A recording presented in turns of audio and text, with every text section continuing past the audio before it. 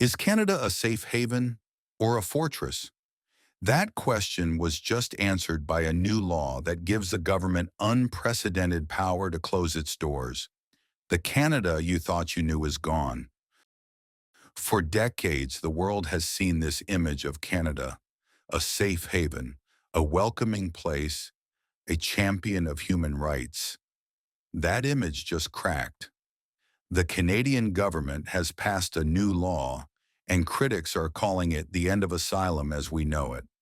It's called the Strong Borders Act, and it's one of the most significant and controversial changes to Canadian immigration policy in a generation. On the surface, the government says it's about strengthening system integrity. But what does that actually mean? We're going to break down the government's official reasoning and then show you the arguments from critics that the mainstream media might not be covering. If you believe in getting the full story on critical Canadian issues, make sure you subscribe to Canada Today right now so you don't miss our deep dives. The Act introduces several sweeping new powers. First, it creates new strict deadlines. Asylum claims must now be made within 1 year of arriving in Canada. And for those crossing by land from the U.S., that window shrinks to just 14 days. If you miss these deadlines, your claim isn't even heard. Second, it gives the government expanded power to cancel or suspend visas and permits for entire groups of people if it's deemed in the public interest, a term that critics say is dangerously vague. And third, it dramatically enhances data sharing between all levels of government, creating a more interconnected surveillance system. These are not small tweaks. This is a fundamental rewiring of the system. And it begs the question, why? Why this and why now? To understand the government's reasoning, you have to look at the pressures they're facing. Officials point to a system they say is overwhelmed. They present charts showing a dramatic increase in asylum claims over the last few years, leading to massive backlogs and wait times. The government argues that this backlog is being exploited by people who are not genuine refugees, using the asylum system as a backdoor to immigration after a work or study permit expires. The 1 year rule, they claim, is designed to stop this. Then there's the issue of security. In press conferences, the public safety minister has repeatedly linked border integrity to the fight against organized crime and the smuggling of illegal fentanyl. The argument is that enhanced data sharing and stronger border controls are essential tools to keep Canadians safe. Their case is simple. This law isn't about being anti-immigrant. It's about being pro-integrity. It's about ensuring that Canada's generosity is not abused and that true refugees get decisions faster while protecting the country from security threats. A fair argument on the surface, but when you talk to the people who work on the front lines, a much darker picture emerges. The reaction from Canada's legal and human rights community has been swift and brutal.